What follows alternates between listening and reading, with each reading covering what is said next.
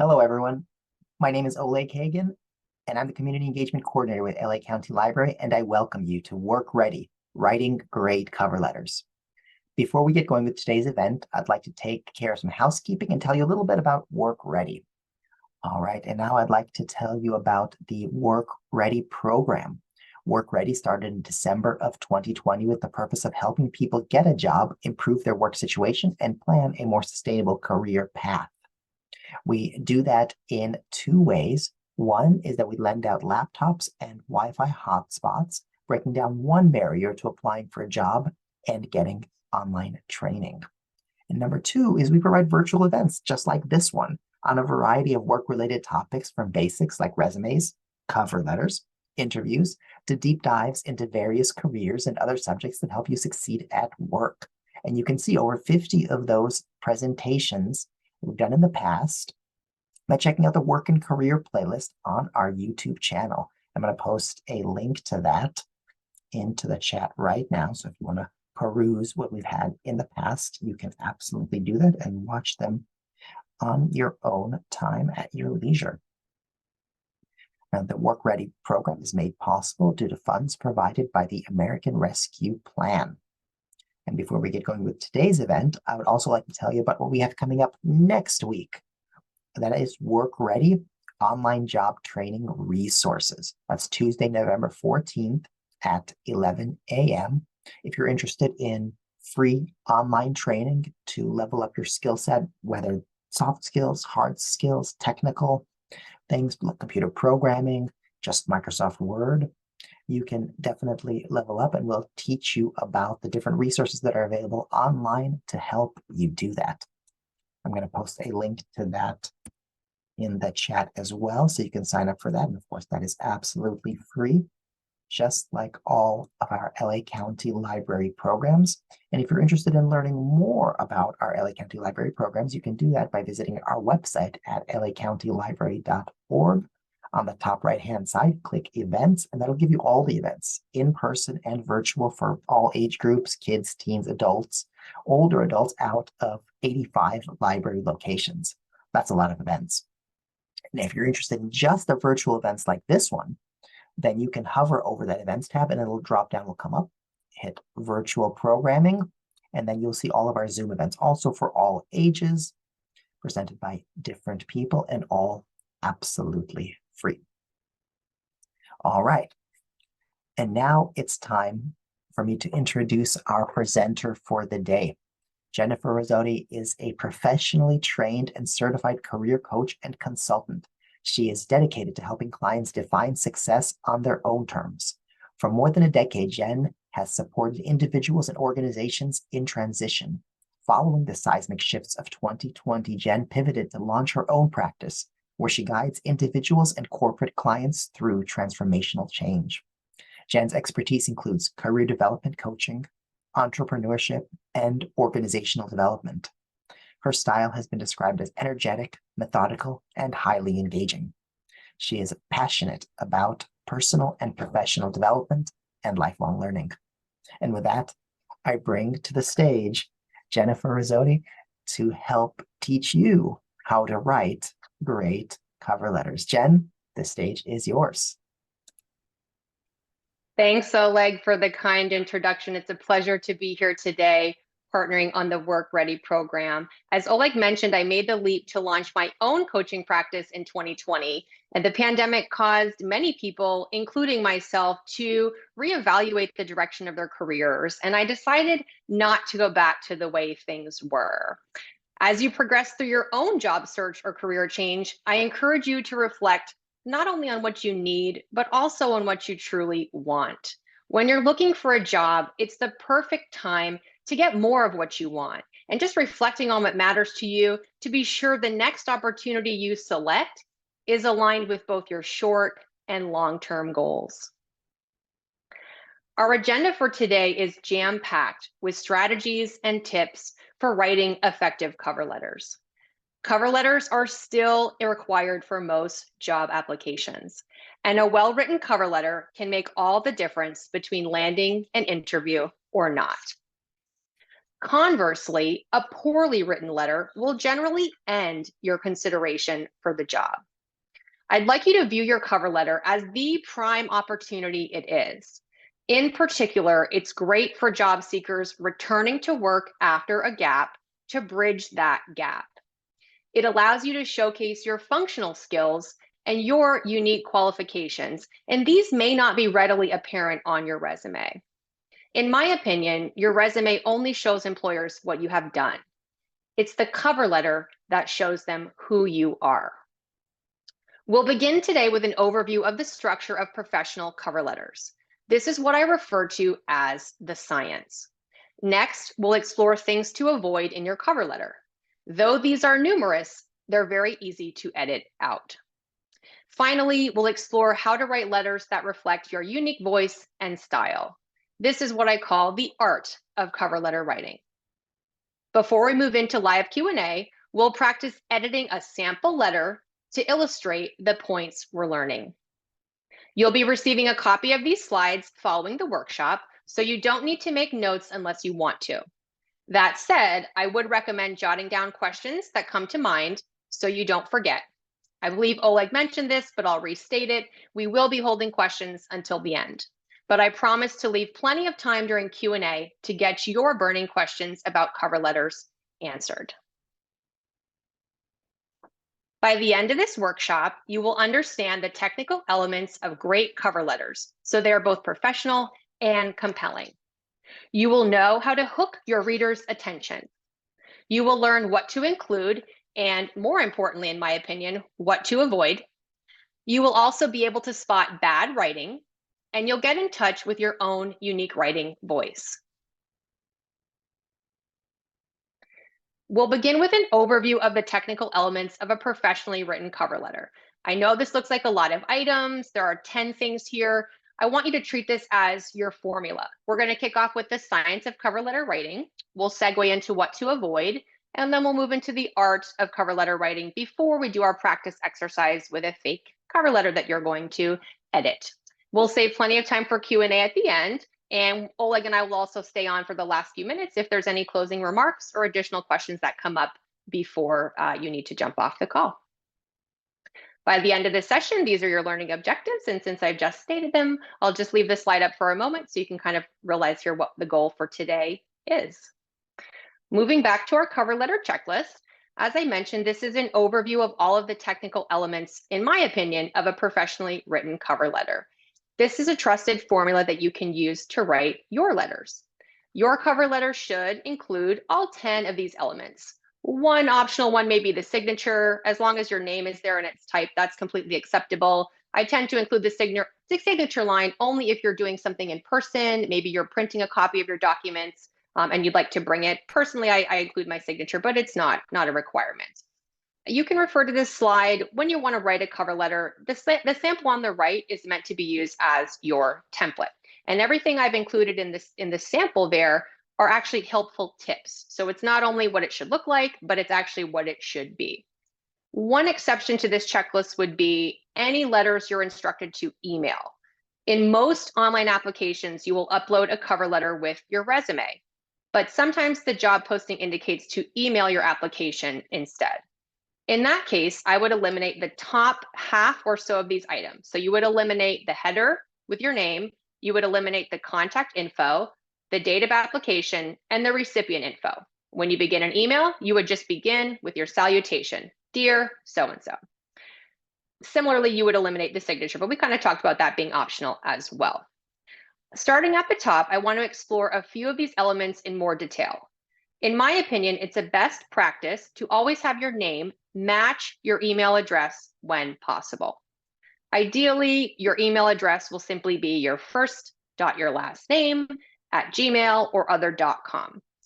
If you're like me, however, and the name was taken by the time you got married and you legally changed your name, or if you legally changed your name for any other reason, sometimes the name is no longer available.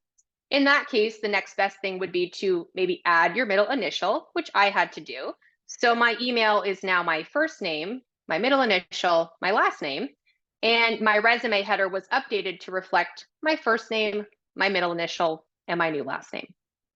You might notice in the template, please refer to the upper right-hand corner of the slide. People like to call this out when they see it. I wrote boring.email@gmail. And I did this because I actually see a lot of unusual emails. And by unusual, I mean unprofessional.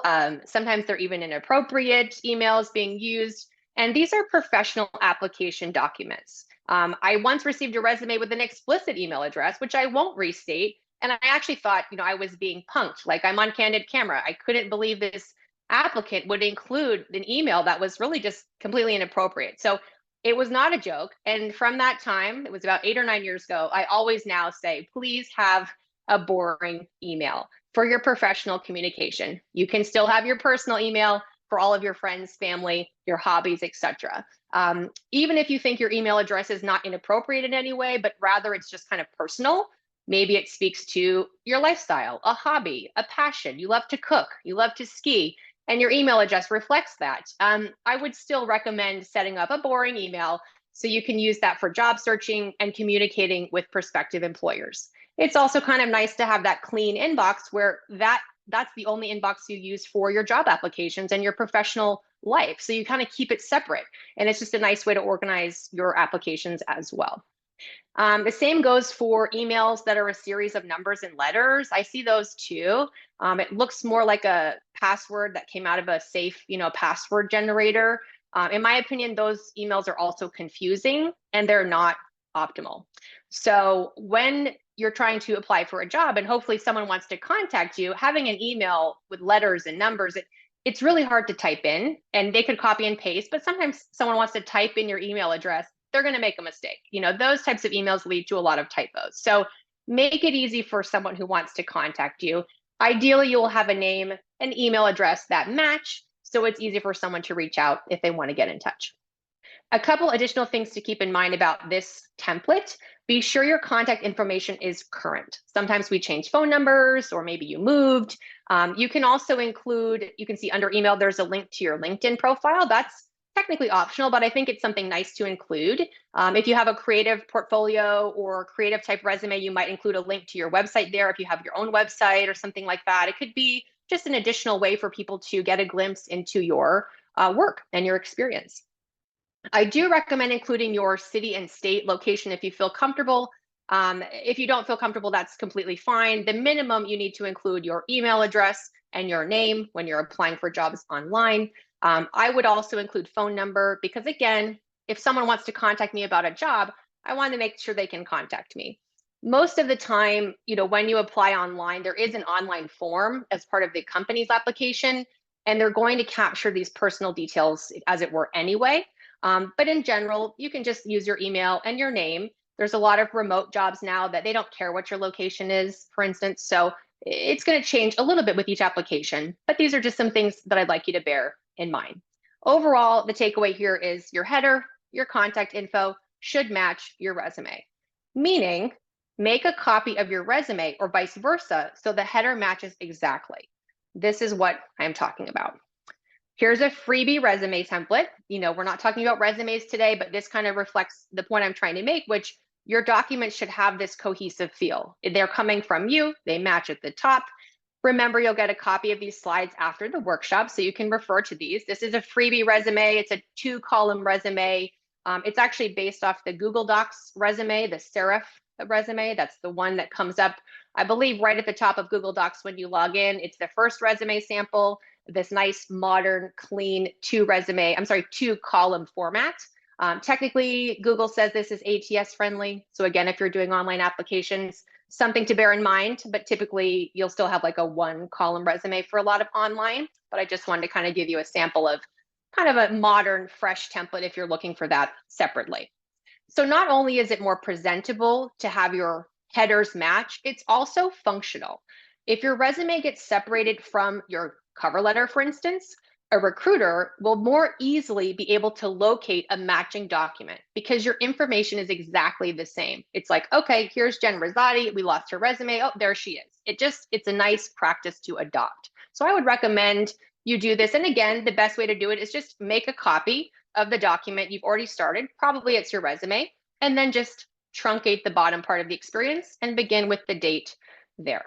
Again, if you want to use these docs, it's in Google. This is the serif, S-E-R-I-F font, or the S-E-R-I-F document, rather.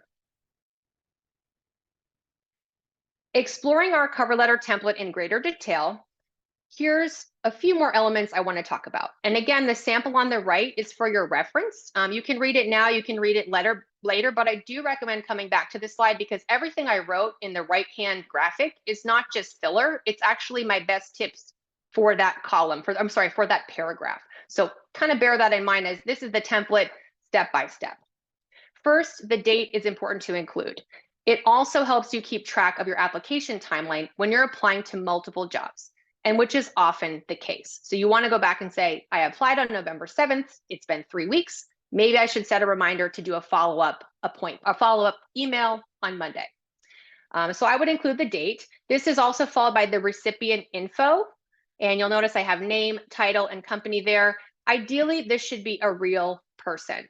Either you have networked your way into the opportunity and you know who will be reviewing your application, or you have done some research on the company website or LinkedIn to figure out who the hiring manager is.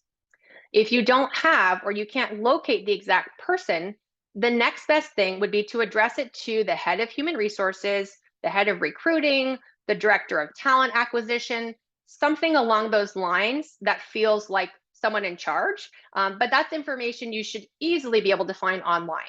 If it's not on the company website, you can also leverage LinkedIn. LinkedIn has a feature which you might be familiar with where each company lists, a lot of times it's employees, if they've identified as working for that company. So you could go to the job opportunity, go to their LinkedIn and show the employees and see if you have any mutual contacts, number one. And number two, see who the director of talent or recruiting is, because generally that person's contact information is readily available because they want people to reach out who are interested in working there.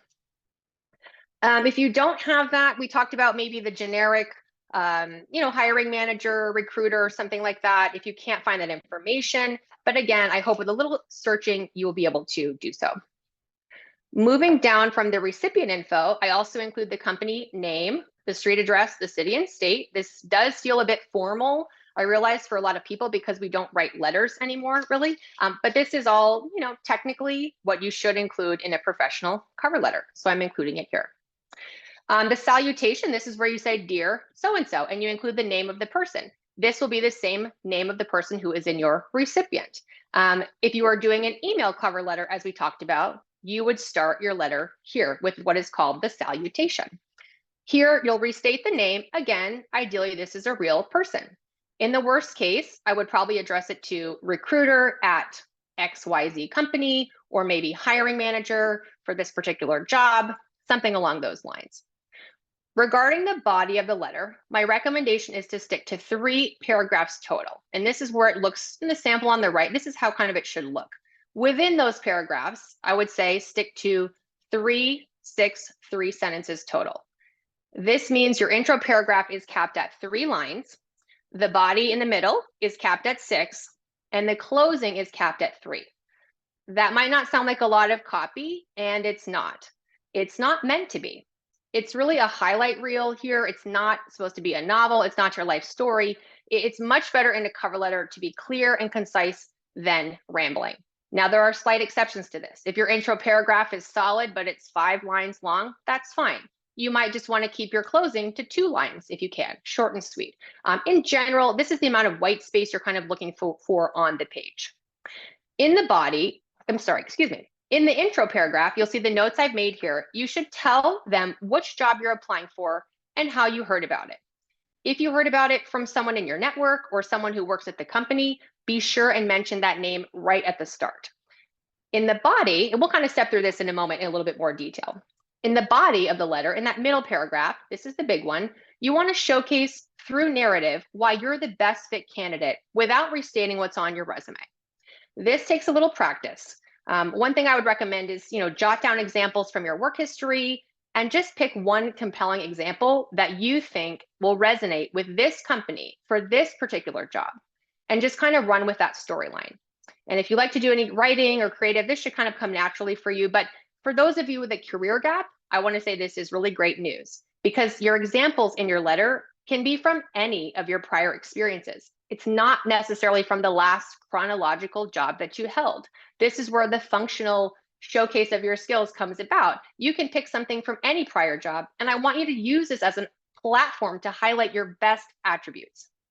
In the closing paragraph, you'll simply recap your enthusiasm, ask for an interview or ask for the next step, whatever that might be. Sometimes there's multiple steps in the process, and just thank the recipient for their time. Always end your letter with your first and last name. Some people sign off with just their first name. Again, it's not that casual. You know, this is meant to be a professional document, and you want to make sure if they're considering multiple applicants that your first and last name is kind of coming up in their mind as they read throughout your documents.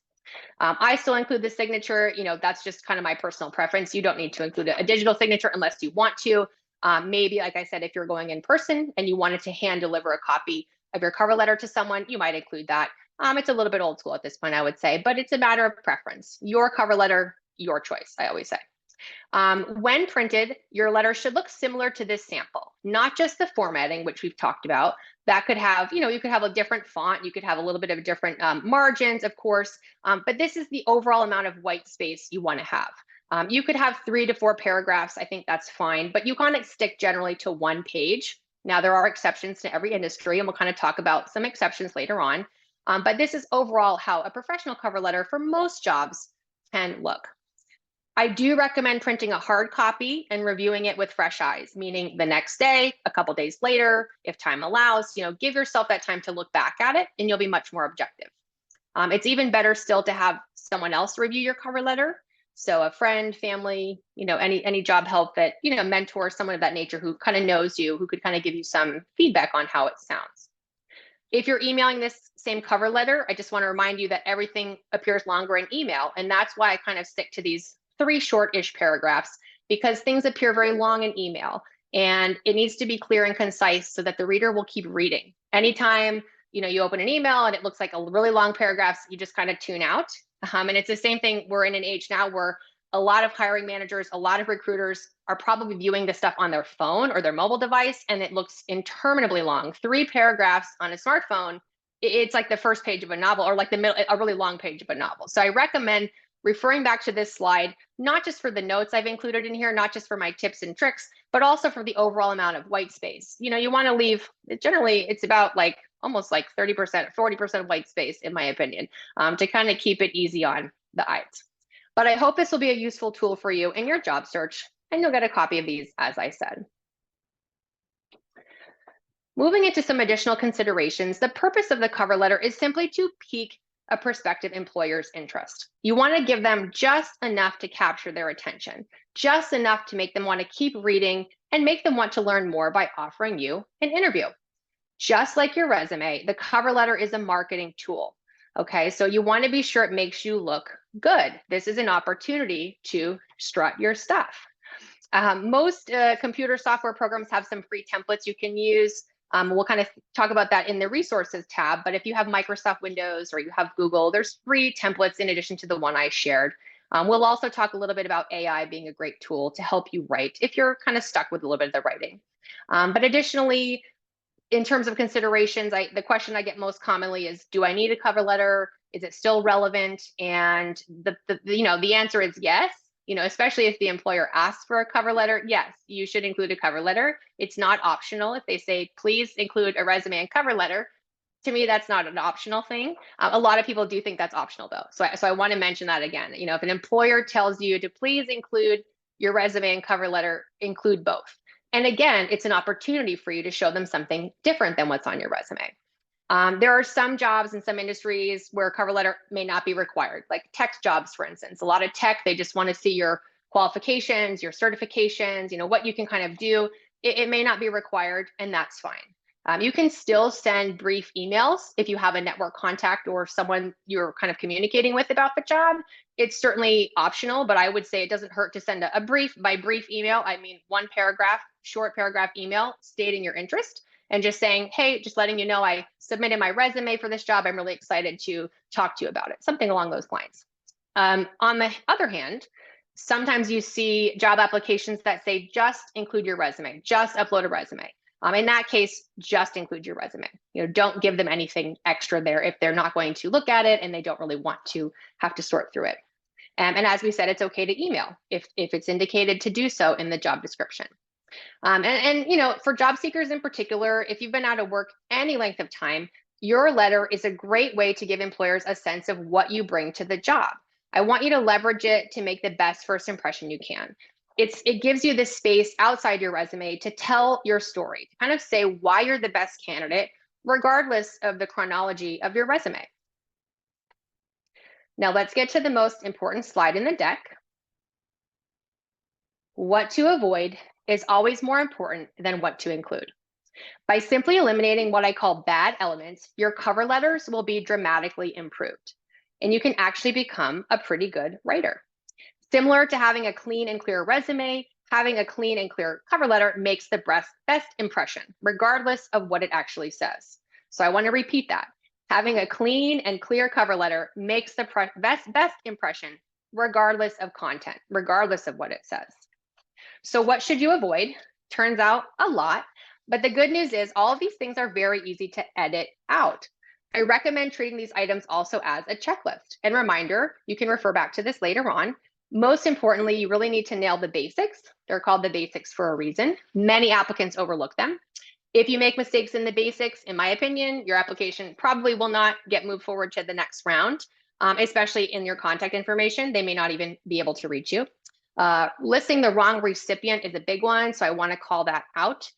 It's fine to copy and paste a letter and reuse that template, but people forget to change the name and they forget to change the salutation. Similarly, I see generic salutations like dear sir or madam, to whom it may concern. That demonstrates a lack of research, as we kind of talked about in finding someone you could address the letter to. It also just feels a little impersonal. The goal is to make this sound conversational, friendly, like you'll be a good employee, you want to talk to them. The job poster on LinkedIn obviously usually contains a person's info. You could use that individual as well. Poor form beyond the basics is also a no-no. I don't want you to repeat anything on your resume. The cover letter is a secondary marketing material. It's in addition to your resume. So ideally, you should showcase, it's an opportunity to showcase something new, something different. If a recruiter was impressed enough by your application to read your cover letter, it's best to tell them a different story here. Tell them something more. Next, rule number 2, any negative comments about a prior job, prior employer, prior boss, it makes you look like a disgruntled former employee. Maybe you are a disgruntled former employee, but they don't need to know that. And hopefully that's something that you're working on. It doesn't reflect a positive attitude. It doesn't reflect a growth mindset. It just makes you look bad. Rule number 3, anything negative about yourself, I would leave out. Any awkward subjects. For instance, if you were laid off from your last job, you don't need to mention that here. It might come up in conversation. It might come up in the interview. They might ask about the gap on your resume, but you personally don't need to bring it up in your cover letter. And certainly don't mention any lack of qualifications for a job. I see this a lot. I appreciate, and same thing on a resume, this desire to be honest by sharing all the information, but you don't need to say, I lack experience in this industry. You can just say, I'm making a career change into this field. I'm currently pursuing education and, something along those lines. You don't need to even state anything if you don't want to. I just want you to focus on all the positives. Lies are never acceptable either. In my opinion, exaggerations are also lies. The same goes for your resume. And this is not the place to mention money or salary. You just want to keep it light. You want to keep it conversational. Breaking from my own style guidelines for a moment, I know I list here things that feel too personal. Sometimes we share personal stories and thinking that will help kind of win over the prospective employer. Usually it doesn't work, but there are some exceptions. So there are times where it may be appropriate to share personal details if it's connected to this job or this opportunity, or maybe how you heard about this job. For instance, maybe the organization was pivotal in your life for a personal reason. You were on a gap from work. You were caring for an elderly family member. This particular organization was a pivotal role in kind of helping you provide support, and you want to kind of join their mission. Your background is in healthcare. You're looking to kind of do something different that's more mission driven, more impact driven.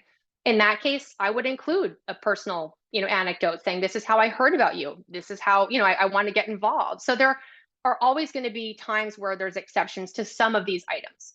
Things like negative remarks, I don't think there's any space in a cover letter for, but some of these other items, there may be exceptions at times. And it may be even advisable to do kind of break from these style guidelines to better tell your story.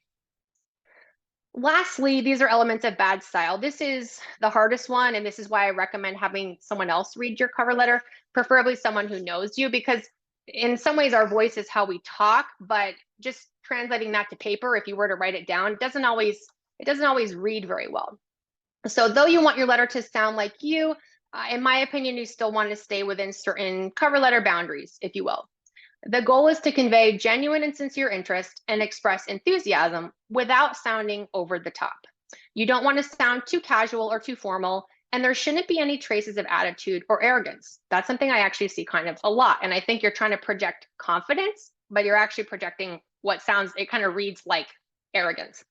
As I previously stated, there are always exceptions to some of these guidelines. Sometimes it may be advisable to deviate from these norms to fit within a certain company culture, or in your field or your industry, it may be appropriate to do something different. It may be appropriate to be bold, be more creative, even be more intrepid with a cover letter. Everything we're covering today, including these recommendations, are just what I call best practices. These are my suggestions. It's meant to be taken in general, so they are not hard and fast rules. Only you will know after doing your research what is best to include and what is best to leave out. Moving into the art of cover letters. If you follow the checklists and guidelines in the previous slides and you've eliminated what I call bad elements, your letter should be looking pretty good already. If you submitted it that way, I can promise you it will be better than the majority of cover letters hitting the desks of recruiters. That said, it's the art that makes the difference between a good cover letter and a great cover letter. An artfully written letter bridges the gap between your resume and your past jobs and the exciting future and new job you're applying for. It's the cover letter that connects the dots for the reader. Again, this is a prime opportunity to showcase your qualifications, especially after a gap or any time away from the workforce. You can give the reader a glimpse into who you are, separate from what you have done or maybe what you have not done. To take your letter to the next level, I recommend hooking your reader by leading with something big. The hook is simply the opening of your letter, and the goal is to immediately grab the reader's attention. For instance, if a current employee referred you to the job, I would highly, highly recommend putting that in the opening, the first or second line, so a recruiter knows immediately this is an internal referral to give it a second look. People like to hire people they know and trust. Referrals are a great way to land jobs.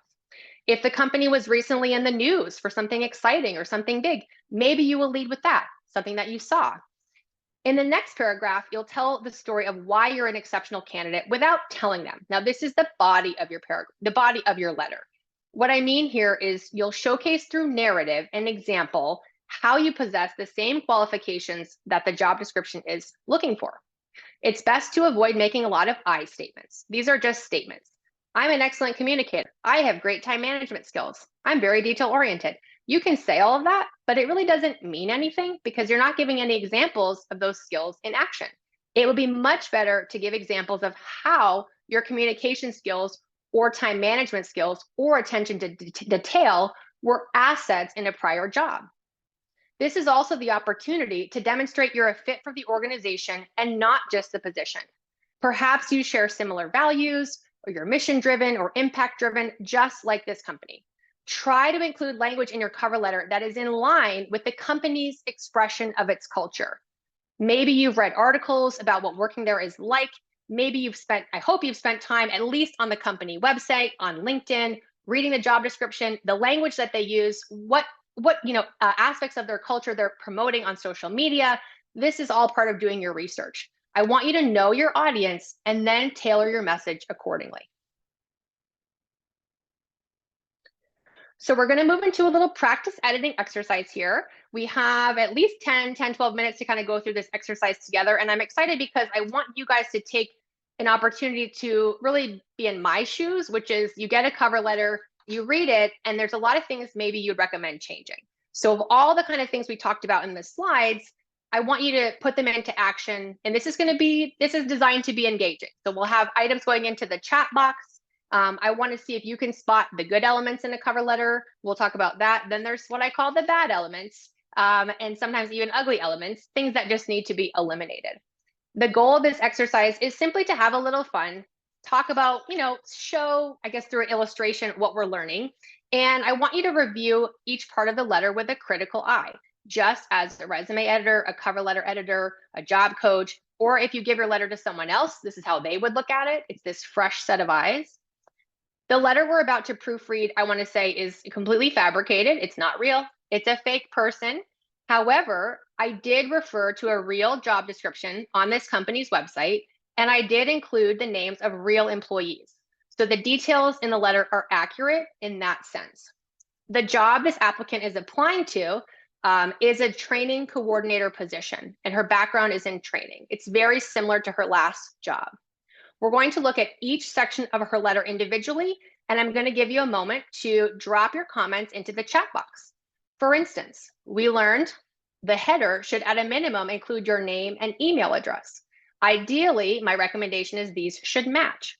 If they don't match or something's missing, drop that into the chat box.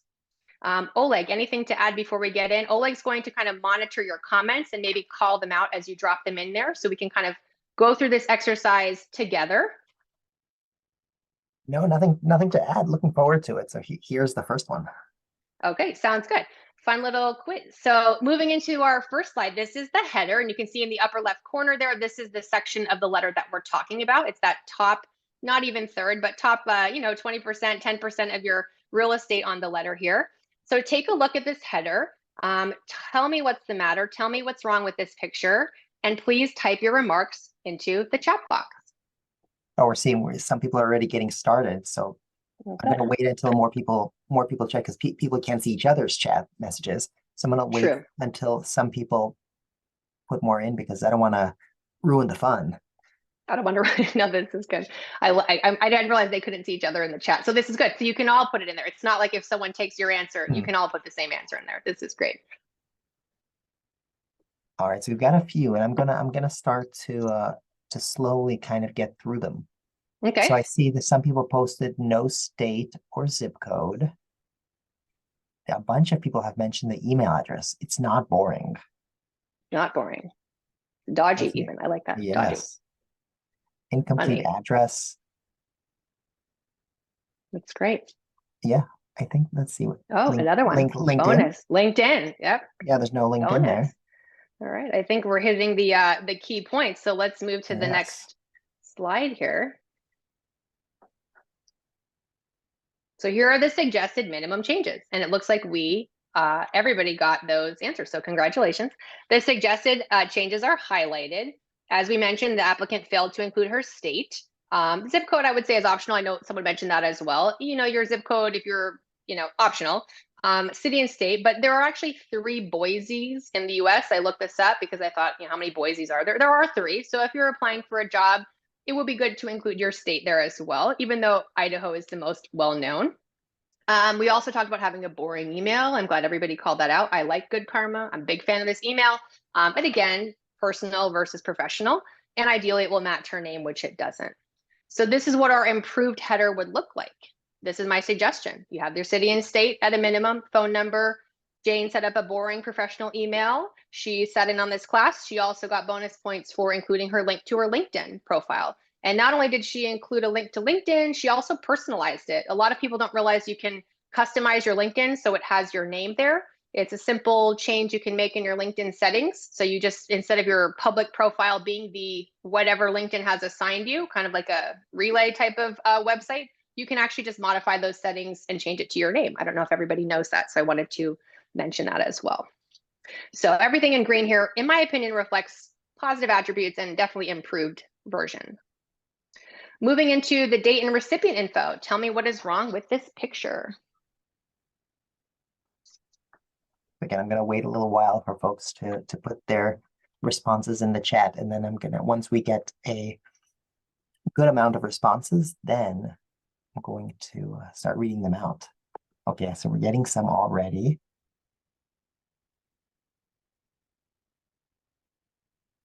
A lot of people are picking out the very first one at the very top. Yep. the typo in the date. Typo. And sometimes this is because we're reusing letters. She doesn't have to change her template until 2030, but she definitely failed to include the correct year. So that's a big one, calling a typo. What We've else do we got have? we've got generic contact. Hmm. We've got Generic contact. yeah, recipient name. There's no recipient name. It just says human resources. Hmm. Generic. And then some PO box may be incomplete, possibly.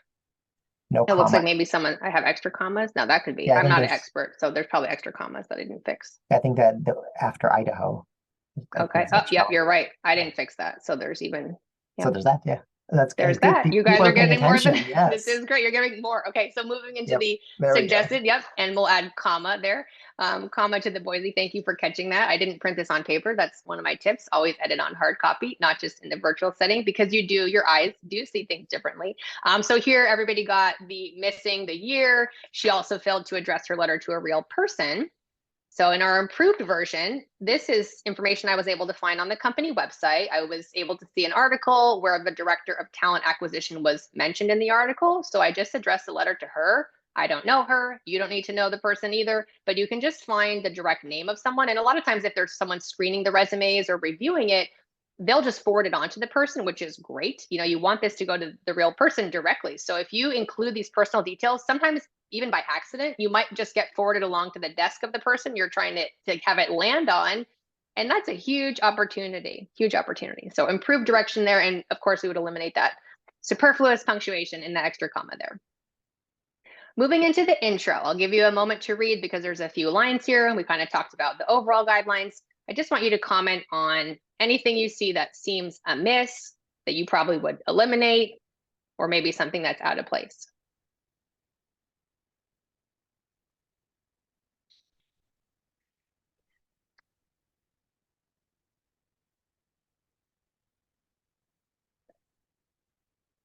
All right, folks are starting to put stuff into the chat. So if you see something that screams wrong, Wrong. put that into the chat. And maybe Oleg, if you want to go through line by line, just even, well, or maybe just salutation, first line, second line, you can kind of maybe read the edits that way. That might be more clear. Sure. So so yeah, there's the person's name is not mentioned Mm-hmm. at the very top. Let me see. Oh, too conversational. Yes, yeah, greetings. It's too A little conversational. too casual. Mm-hmm. Yeah. Um, yeah, like too narrative in the opening sentences. It's kind of, yeah, again, it's kind of conversation. Oh, uses internal quotes. So that's where like, Mm-hmm. what a great opportunity. Wow. Yeah, that's a little bit, I mean, in a novel, yes. Here, Yeah, yeah, not thinking so out much. loud, that's a nice way of calling it. Mm-hmm. So yeah, it's a grammar issues, lots of exclamation points. Seems informal. True. That's right. What a great opportunity. Too many exclamation points. A lot of explanation. Yeah, no name. We mentioned that one already. Seems vague, not enticing. A bunch of people, we go all the way to the bottom, a bunch of people have mentioned the salary. Big one. We They're talked pointing about out, I that. didn't see the salary listed in the posting, so curious what it pays. And Yeah. that's not something that you do in a cover letter. That's not where I would place it for Yeah. sure. So let's move to the improved version. And again, this is not a straight copy edit because some of the stuff need to go in order to make room for the good stuff. So this is the highlights here are what everybody's noticing. The generic, to whom it may concern. Greetings, strange choice of words, to kind of greet someone. It's a bit too casual.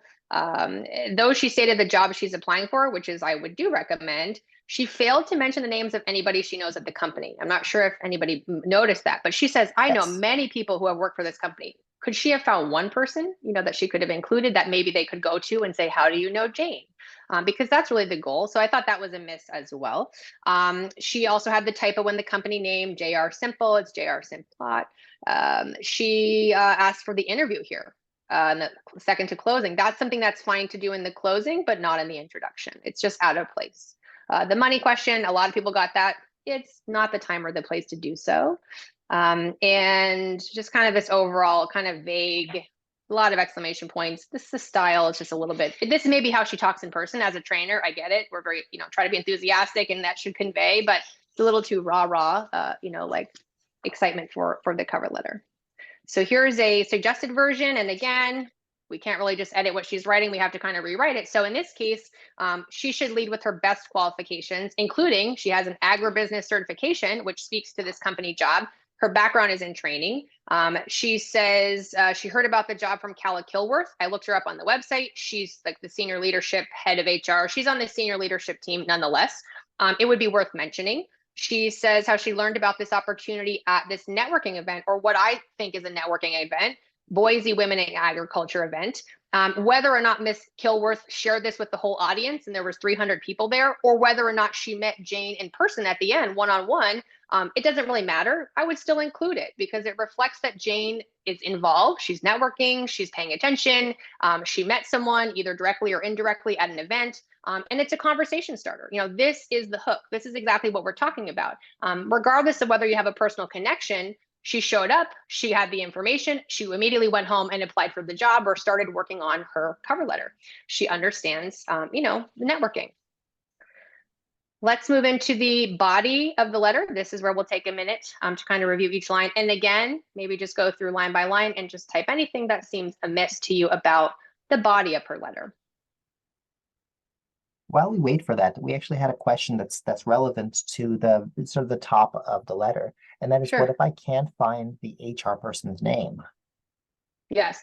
So thank you that's a great question. If I didn't mention it earlier, I'll re-mention it, but this is where I would do some digging online. Most of the time on the company website, there's going to be the leadership team. Sometimes if you go to the career opportunities section, there's a contact person there you could use. I would also dig on LinkedIn. If you're not on LinkedIn, go digging around that company website. You can search, the LinkedIn page for the company and see if there's employees listed. A lot of times they list their employees, and someone who's the head of talent acquisition or hiring, their information is common, especially recruiters. They put their stuff online, pretty easily. It's readily available is what I should say. So I would do some online searching.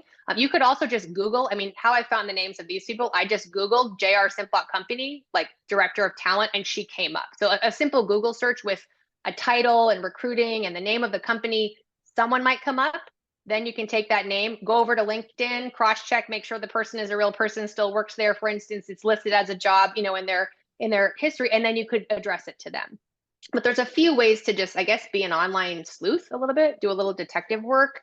And like we said, if you really can't find anyone or you're not sure how, it's okay to say, "Dear recruiter at JR Simplot," something along those lines. Okay, so what do we Thank see you. for the body? Yes, so we've got a few, there's quite a few, it's a longer piece. So let me see here. Lack of experience, mention lack of experience, of going negative. Those are that's the kind of the first thing that people notice, too wordy, not direct enough. Their website's not up to date. I try to avoid the wrong name. Oh, I see. Yeah. Oops, this question, my thing is jumping around. Before this question before. Not yet. A lot of people are too many I statements. A lot of people are pointing out the lack of experience. Like, you don't I go love it. negative. There's no need. One person said too informal as well. More exclamation points. And then the I statements. But there you are. I think there's at least 6 I statements here. Yes. I missed it. I worked for Wells Fargo. That's another one I didn't highlight. A lot of I statements. Again, it's really hard to read. The job description was very similar. She doesn't need to say that. It doesn't really add any information. This is like valuable real estate. So you don't need to say something that doesn't really mean anything. I did this job for 3 years. That's on her resume. Again, don't restate anything. Receive performance reviews. Okay, whatever. But again, it doesn't add anything. Lacking experience is a no-no. Oh, more. I'm a fast learner. I didn't even highlight all the I statements. I pride myself. When she says communicating effectively in print, I think what she's referring to here are her written communication skills. To me, that's not clear. It's a little vague. It needs clarification. Again, everybody got the I statements, more exclamation points. Her energy and enthusiasm is a bit maybe over the top. There's just kind of a better way to say it. And here is what I would recommend. She needs to speak to the job description. Whenever you write your cover letters, I want you to have the job description handy. It's a way to make your key points match the job description key points. So in this case, the job descriptions 1, 2, and 3 criteria were the second line of her body here. It's conducting needs assessment, designing curriculum, and delivering training. And that's exactly verbatim. I literally took it, copied and pasted from the job description, so that she says her last job, she did all those 3 things, which are the 1, 2, and 3 in their job description. So she's speaking exactly the same language. She said she oversaw training programs for Wells Fargo. It happens to be the largest branch in the state. Again, this doesn't, you don't have to say anything more than that. It's suggestive of the fact that she probably has a little more experience. She's probably had, a larger group of employees that she supports. So it just kind of evokes a certain, level of expertise and experience there without actually having to say anything. When she talks about management remarking on her abilities, that's a way to convey your skills without you saying, I connect easily with employees. I'm really good at establishing rapport. Another way to say that is, management, clients remarked on my ability to do such things with ease. Being an expert presenter. There's just a kind of a different way to say it. So this is a way to give you some inspo on how to get rid of the I statements and then saying these are how these skills would serve me well. Oleg, I'll leave it up to you if you want to jump into Q&A because I know we're kind of hitting time here, or if you want me to go through the closing as a group. Yeah, let's do the closing, and then we're getting towards the end here anyway. Okay, so we'll leave the closing up just briefly. It's only 3 lines long. She did, well, I guess it's 4 lines, but we'll drop it into the chat. I didn't include the signature. There's nothing to edit there. I'm pretty sure she got that part right. I hope so. Don't misspell your name. People do. People do. I once received an application. It wasn't a cover letter for a librarian position, and they misspelled the word librarian all over the application. Oh, I love, yeah, no, it's always people who have the most attention to detail. They say, oh, I'm very detail oriented, and there's typos and spelling, and it's things like that where, yeah, librarian, that would be a big, that was a strange thing. It was just on that, in the other materials, it was spelled right, but just on that one application, just that one page. I mean, do they ignore autocorrect? All of these apps and software, everything has autocorrect. They filled out by hand. Oh, by hand, that's maybe why. Oh, again, but library, I don't know. Yeah. Yeah. And let's see. So we've got a few. What do we see here? Job description to what? So I got a little too complimentary use of I'm, my, and your. I think maybe just I don't know if that's informal or didn't ask for the interview, didn't request an interview. Should references be attached or not? So yeah, there you go. My reference is available on request. Exaggerated language, remove exclamation point. Is very exaggerated by design, So into the closing, once again, she leads with another I statement. She's very excited. The details feel over the top. The whole letter kind of felt over the top. Even if this is the way she sounds in person and this is the way you might want your trainer to sound, high energy, it's too much for the letter. It doesn't really convey, professional demeanor. And again, it's excessive to say things like, the company's reputation precedes itself. It would be an honor to work here. These feel like, I think it's called platitudes. They just feel a bit over the top. No need to mention references. You don't even need to say that anywhere. If they want references, they will ask. I would drop the exclamation point, of course, after the thank you. And yeah, I mean, this just kind of gives you a closing, what I would recommend. This is a better conclusion. And again, we could have had to rewrite basically her entire letter to kind of convey these points, but she shares here a tone and words that really reflect she's done her research about the company. The language that she's using in the closing is, it's an understanding of the company culture. She ties her family values into the company family values. She says how our values are aligned. She includes this little snippet that I wrote. I think it sounds good. Working for JR Simplot, it feels like coming home. I mean, that could be a company tagline. I don't know that it is. It's definitely, I know nothing about the company, but I wrote it. It sounds like something that if that was a company tagline, it's a nice way of including it. It shows that she knows her audience. It shows that she's a natural fit. These are things she would know if she networked, if she talked to employees. She says she knows a lot of people. She's in the community. These are kind of things that might be in the company's marketing or social media. Asking for the interview is appropriate here. She asked for the opportunity to interview, become a part of this great team. She thanked them for their consideration. So at least 50% of what she wrote in her original letter needed to be corrected. I will switch to the screen here so you can kind of get a visual on that, but I couldn't really proofread and edit her letter so much as I had to rewrite it. And this happens with your version as well. You can say, this isn't working. I need to come up with better examples. I need to just basically rewrite it. So this is why it's really hard to reuse a cover letter. You can reuse the template, but really each cover letter is unique because it's unique to that job. And if you look at the job description side by side with the letter, you will use their language. You can just use, if you have the experience that matches, you will kind of tie that together. So I always look at resume, cover, job description side by side. If you're multiple job descriptions, you can do that as well. But the goal of this exercise is just to kind of review your own cover letters with that of a critical eye. I hope Yeah, it and I had helped a quick illustrate the question, if you don't points. mind. Yes, sure. If you go back to the slide right before this one, Yep. there's something for consideration was mentioned in the chat, and that is the use of contractions like it's instead of it is. Okay. I know in the past, using contractions was considered more informal, and I Mm-hmm. wonder what your feeling about that is. Is it okay to use contractions? Should you say is like was this after a century in business, it's admirable, or should you say after a century in business, it is admirable?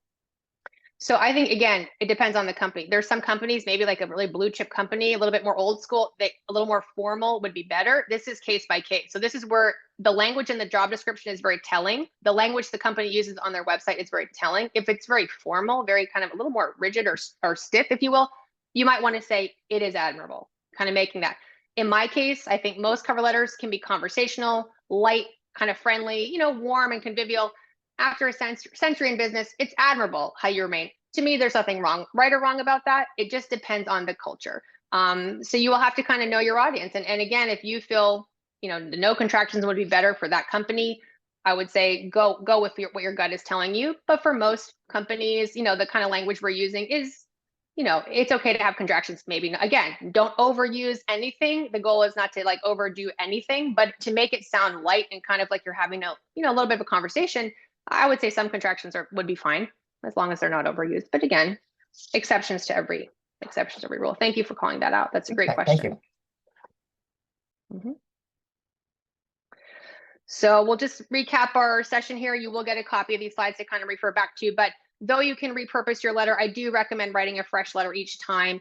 Often it ends up being easier than trying to fit, an existing letter, existing examples into the new job description. So pick a fresh hook, pick a fresh storyline. If you're stuck about what to write, jot down examples of your work. Try writing on paper if you're stuck about what to write. I know it does kind of just must hit a different part of our brain, but just pick one direction to go and just start writing things down. It's not a skill most people practice very often, especially if you've been out of school a while and it was never a requirement in your jobs to write. Cover letter writing in particular, as we know, only comes around once in a blue moon when we're looking for that next job. So don't, kind of get down on yourself about writing or your lack of experience in writing. Just use the resources available. AI is a great tool to use as a writing partner. Oleg has some great workshop on the AI as well. I'll share some recommended sites on the next page, but AI is just really always available, never runs out of ideas. This letter I wrote would probably have been better, even the better version, if I used AI. I didn't, but I think it could have even been much better if I had. It's really helpful if you're struggling to begin. If you have any AI sites that are trusted for you, tried and true, please drop them into the chat box so we can learn some additional resources as well. That said, you always need to edit any letters that AI generates for you or that someone else helps you write. You need to edit your content regardless. You need to be sure your meaning is coming across accurately, honestly, in line with your experience. That goes for all your letters. And remember, all great writers have great editors, and with a little practice and a little help, you can craft exceptional letters too. You'll get a copy in these slides, so I will only leave this up briefly, but here are some direct links to some AI tools. This is not my recommendation. This is according to LinkedIn, according to a list on Futurepedia. There's at least 30 or 40 options within that directory. And then some links to templates within Indeed, Google, HubSpot, Microsoft.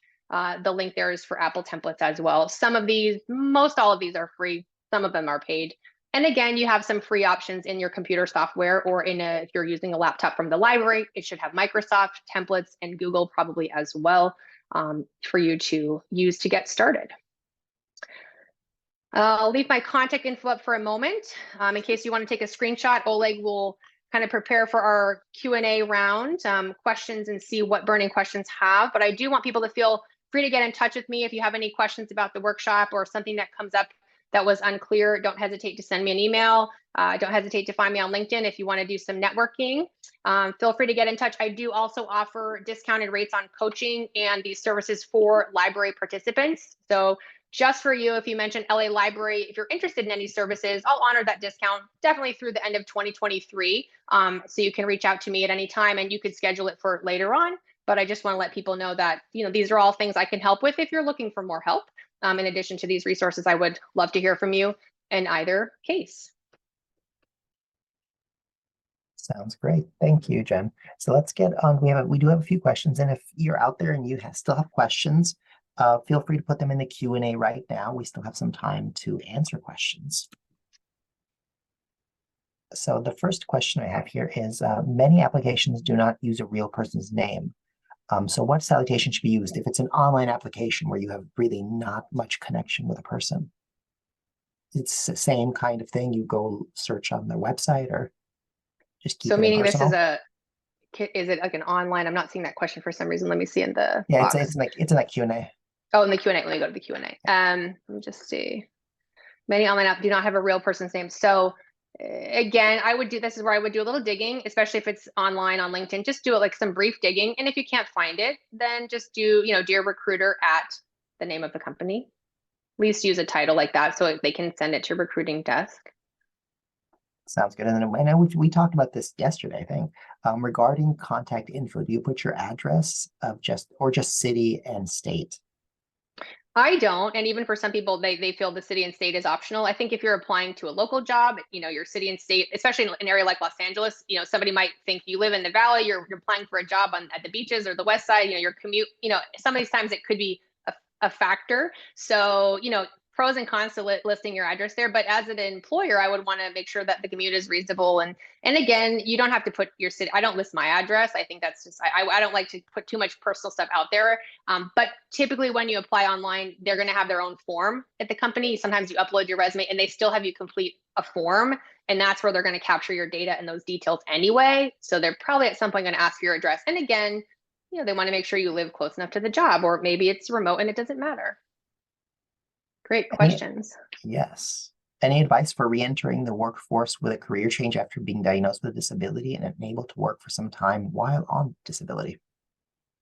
Yeah, so being unable to work for any reason, whether it's disability or other reasons, that could be something that does come up in your cover letter if it's kind of tied into the job. It's something that they might ask about. So I would be prepared to kind of speak to the gap and have your elevator pitch ready. I would say making a career change is a great opportunity to tell the story that you want to tell. And if you were diagnosed with a disability and it led to you having this moment of aha, I want to do something different with the rest of my life or the next chapter of my life, maybe that what led you to that aha is part of the story you would want to share. So I think if it was something that led you to make the change, it might be okay to kind of call that out and own your narrative and own that storyline and just basically say, it really changed my life in this way. And now I'm changing my career as a result. There we go. Sure. When you were talking about voice earlier, what did you mean by avoiding absence of voice? Well, that's a great question. And I apologize if that was unclear. So we did cover a lot of info, but the lack of voice or the absence of your voice means it just sounds very canned. It sounds probably like AI wrote it and there's just no human side. I'm not saying anything against AI, but sometimes the AI will spit something out that sounds really good, but it lacks your voice. It just doesn't sound, there's a lack of maybe expression Doesn't sound there, a like lack of, you. It doesn't sound sounds like like you. just sounds like a Sounds random like kind of sounds good, copywriting, maybe. like a Yeah. So commercial. you need to make sure your voice, even if you don't think you have a writing voice, I promise that you do. So then this question is not quite specifically related to cover letters, and I think it's a pretty general question. So we can go in various directions on it. Sure. So I worked as a data analyst years ago. What networking can I use? Can I use now? So I'm thinking like where. I'm thinking just like LinkedIn. I don't think there's any. I don't think it's a special. There's a special. There is a job board for data analysts and data science folks. It's Outer Join is what it's called. I'm going to post the link in the chat. But yeah, I'm not sure where we can go exactly on this on this question because I don't think there's actually there's any special networking. Yeah, I might just add to that, what do you want to do next? If you still want to work as a data analyst, then I would definitely head down that direction and get in touch with people who are still doing the job that maybe you used to work with. Those are great people to network with because they've worked with you before, especially former supervisors if they're still in the industry. I would kind of leverage your, professional contacts from before, do some online searching. Maybe there's some groups, Facebook groups or LinkedIn groups, things like that, where where you can kind of network, but also just show up to events for companies that are hiring or these type of things. Show up online to free webinars. Just kind of networking doesn't have to be specific to data analysts. It could be your neighbor, someone in your dog park. I mean, you never know when you just start telling people I'm looking to get back into data analytics and I'm going back to work, you just never know what people might share. So I would just have those conversations. Networking does not have to be a strict attending a conference in a business too. It's just as simple as talking to your friends, your family, your neighbors, your old, former coworkers, and just really having conversations and keeping in touch. Sounds good. Do you have any tips or frameworks for positioning relevant skills acquired in one industry for a job application for a role in a different industry? That's a great question. So tips, positioning relevant skills and for a job in different. So that may be a case where you're, emphasizing your functional skills in the cover letter.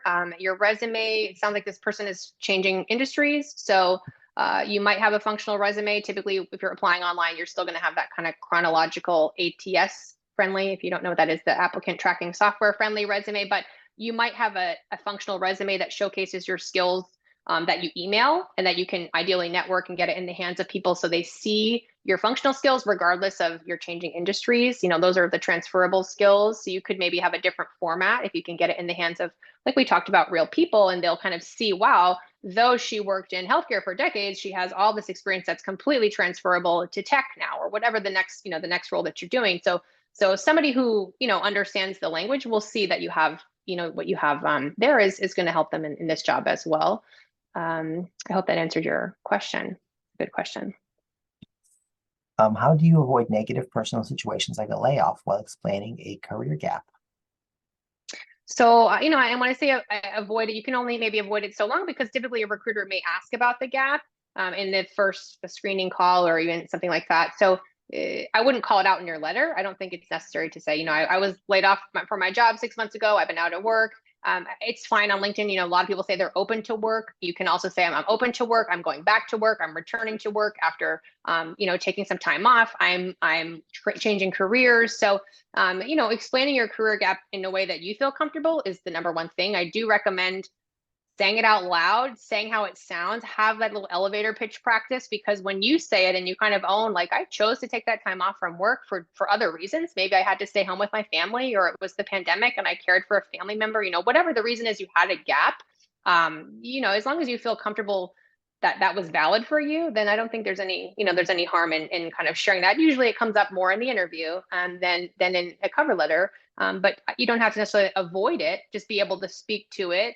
And since 2020, a lot more employers are understanding of gaps. A lot more people had gaps, with the pandemic especially. So it's much more normalized. And I wouldn't ever try to hide anything in your background. You don't have to hide it. I would just take the stance of owning it and feeling confident about how you share your story because it was very personal to you. And there are reasons you chose to not work or that you physically maybe couldn't work during that time. And that's completely fine.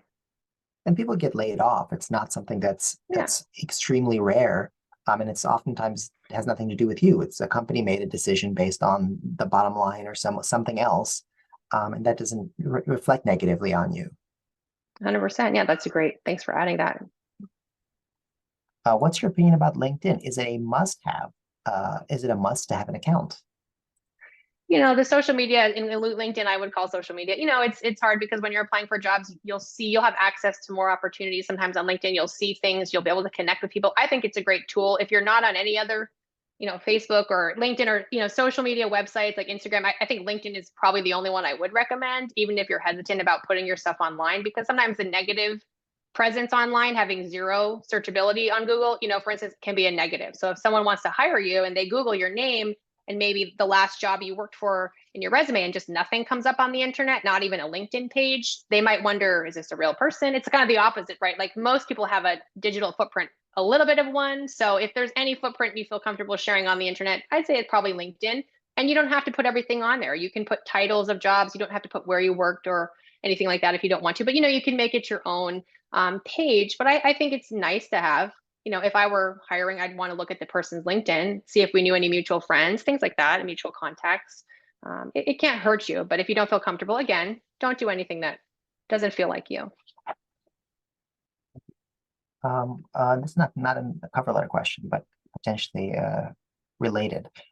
When on the spectrum, high functioning, is this something to mention on a resume, cover letter, or in the interview? Again, it's a matter of your personal preference. If it's something that you feel you want to call, I would say the resume is probably not the place. Maybe the cover letter, something like that in a cover letter. And again, this, I guess, I want to make sure I'm using the correct language, but this would speak to like neurodiversity and there's generally when you apply for a job, sometimes that you can select, and I mean, that wouldn't even, this isn't even, I guess I need to be more knowledgeable because I don't even want to refer to it as there's opportunity to share, like, do you have any of these limitations or do you need any accommodations? Usually Yeah. there's an option there you kind of can check the box. And that might be a place where you share it. And those online forms will capture that. I would definitely include it there. It would probably come up in an interview. And that would be something you could certainly say in the interview, just letting you know, like in-person interview versus a lot of these interviews are on Zoom now. So you might want to mention when they schedule your interview, hey, this is something that I want to just mention to you because it could, be a factor in the way that we Zoom or the way that we're in person. So I would say anytime you need to just request a reasonable accommodation, feel free to do so. And employers are understanding of that. And I hope that would not be a limitation, any barrier for sure to getting considered. Yeah. Yeah, a lot of job forms online and offline will have a check mark or a space to Right. to input if you need an accommodation for the interview process specifically. Right. That's a great So question. Yeah. yes, there's already a place to put there. Hmm. Let's see. Is our applicant tracking systems being used with cover letters? Oh, that's a great question. I bet some of them are. I don't know. Do you know, Oleg? I would be curious. I know, for resumes for I sure. wouldn't be I would assume surprised. that yes, that they are. I would assume I would write as if they are I yeah, buzzwords and keywords. I wouldn't be surprised if they were, and I don't know if it changes the way a person writes a whole lot because, like you said, Hmm. you're already recommending for folks to use the stuff that was in job descriptions, so I don't think Right. it changes anything. I think it only, I mean, you're just more to follow your advice more if it is being used by an applicant tracking system. So Agree. Doesn't hurt. we're gonna take maybe two or three more questions, and that'll be it because yeah, we're at time already here. No, I just want to say great questions. And I'm glad everybody was engaging in the exercise as well, because we really did have high amount of engagement. So this is great. A lot of great questions coming in. Oops. It's very much appreciated. Do you recommend styling your LinkedIn to a specific job or vertical, or you are looking to work? Uh, okay, so I guess the question is about the specificity of the way that you present yourself on LinkedIn. Should you present it to as wide an audience as possible or for a very specific job? And again, this is where you need to kind of get clear about your job search before you spend a lot of time modifying your LinkedIn, your resume. I always say if you know kind of the direction you're heading, you'll be able to customize your resume, your LinkedIn accordingly. I would not go about it the other way around, if that makes sense. So, and I think LinkedIn even has a resume like writing feature. If your LinkedIn is accurate, it can just like poof out a resume for you if you check that box, I think. So there's these ways of, I think it would be nice to be consistent. I say casting a really wide net sometimes kind of has the opposite effect of what you're going for. Sometimes when you're more specific and you know exactly what you're looking for, people can find you and you can find people in that, so I would recommend having a more focused LinkedIn, just like your resume, if you know the jobs you're applying for. And then if you decide down the road you want to modify a little bit, you're changing industries, maybe you'll tweak some things, that's completely fine. But I think it's always easier than sometimes casting a really big net. It's just very harder to get, where you want to go. Just my opinion. Sounds good. And if the company has a job position opening for two locations, would it be okay to mention on the cover letter that I'm open to working at either location, or should I apply separately for each location? I think it's okay to mention in the cover letter. Probably this employer has a box you can check in their application form saying, are you willing to relocate? Are you willing to work in different locations if it's within the same area? I think they're probably going to capture that information without you having to include it. They may ask you, when a recruiter emails you, hey, I want to interview you. Are you open to both locations? You could mention it there. Otherwise, I think the cover letter would be appropriate. Yes, just say, I noticed you're hiring. I'm flexible in either of these locations because that certainly gives you more opportunity for consideration. Sounds good. And then we have two more questions. And so this Sure. question is, so, if the person creates a profile on LinkedIn, it will show employment gaps. So for that reason, would you avoid LinkedIn? It's a matter of preference. I say, at some point you're going to have to speak to the gap, and this is where you're feeling comfortable with if whatever's holding you back from kind of saying, this is how I spent that time. You might have stayed home, your family for 5 years, 10 years, maybe even out of work even longer. It doesn't really matter what the reason is, as long as you say, now I'm going back to work. And more than ever, there's thousands of jobs open. There's a lot of companies hiring, and there's a lot of companies who understand, who have more flexible I guess, understanding of what work is. And I say work-life balance. Some companies are really good at that. You probably want to target employers that have an understanding that I have a non-traditional background. Maybe, my road has not been linear. Most people's road has not really been linear. That's But maybe you're kind of looking at those companies, and so I wouldn't really avoid the gap. At some point, you won't be able to avoid it. You can maybe just truncate at a certain point if you don't want to go back further, or go back to where the gap is more obvious. But I don't think that wouldn't be my suggestion. It's going to come up at some point. and don't avoid LinkedIn because you No, have career because it's gaps, because it's going to be on your resume anyway. exactly. I would yeah, not. Yeah, I mean that wouldn't be the reason to avoid making a LinkedIn profile. Right. If anything, it can be a great opportunity to network with other people in a similar situation that have, you can find people on LinkedIn, you can find jobs on LinkedIn, it can email you updates. It's really it's a tool for you as much as it is for the employer. So use the tools. Yeah, Exactly. if you can. And for the final question, this is a question that's specific, but it also, I think, covers what a lot of people are going through in a lot of people's situation. I've been a self-employed attorney for 42 years. I've heard that it may be best to avoid mentioning this because of ageism.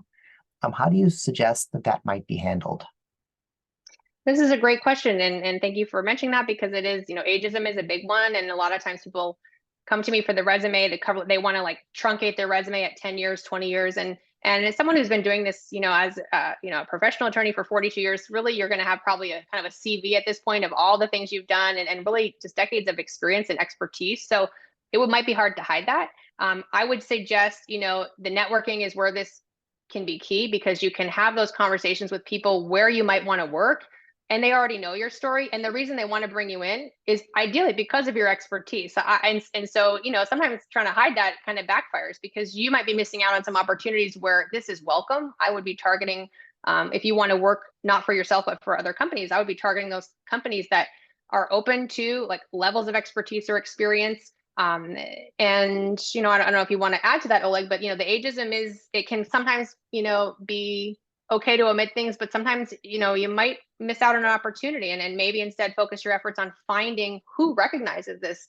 as an experience. Volunteering, it's something, giving your services to organizations as maybe a board member or some areas to kind of get networking again is a great way to maybe find out about other jobs that they welcome your expertise. I think maybe getting on some volunteer boards or something like that might be a great way to just kind of find other opportunities and say, I've been doing this. And you're not going to go about the job search in a traditional way on LinkedIn, like some of our job seekers, rather. Oleg, anything to add to that? That's a really Yeah. powerful question. I mean, I think it's similar to the question about the LinkedIn profile. It's Hmm. something that would be, I mean, it's 42 years is a significant amount of experience, and I feel Hmm. like it would be difficult to hide that. I mean, it's not, Hmm. I don't think it's wise to sort of try to finagle your way around that, because at some point you're going to Hmm. go to an interview and you're going to be, you're going to be asked what your past experience, and are you going to say, I only have 10 years of experience? Well, what Right. happened before? I mean, you're eventually going to have to express that you have experience, and like you said, that experience should be viewed positively by Hmm. whatever firm that you're applying to, and if it's not, then that's a red flag Right. for you, saying, do I actually want to work at a place that sees a person with extensive experience that can benefit the firm and decides to go, no, I don't want this person?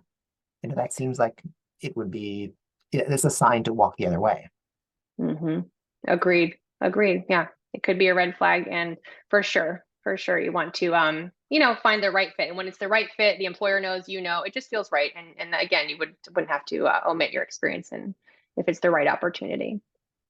Those are great questions. Yes, I'm so pleased that people asked their questions and participated in you said the cover letter exercise. That was Yeah, really good. that was really fun. It was really great. I'll put my contact info back up in case anyone wants to find that again for a moment. Perfect. But I Of appreciate course. everyone's participation. This was, a highly engaging workshop. I'm glad everybody jumped in with the chat there. And there's just a lot of great stuff coming in that I'm going to continue to read the comments here after we sign off. Sure. And of course, the slides are going to be sent to you by email, probably like today or tomorrow. So you'll be able to review and click all those links in the AI generators. I recommend playing with those. Jen, thank you so much for this informative presentation. For the Thank folks you, out Oleg, for the there, opportunity. sure. We have a post-event survey that I always send out, and I would appreciate if you take a couple of minutes to fill that out, give us your feedback about what you'd like to see in the future, how you felt about this program. That would be very much appreciated. Once again, Jen, thank you. Thank you to all the people out there who've Thank been you. with us this morning, this afternoon, and we'll see you next time.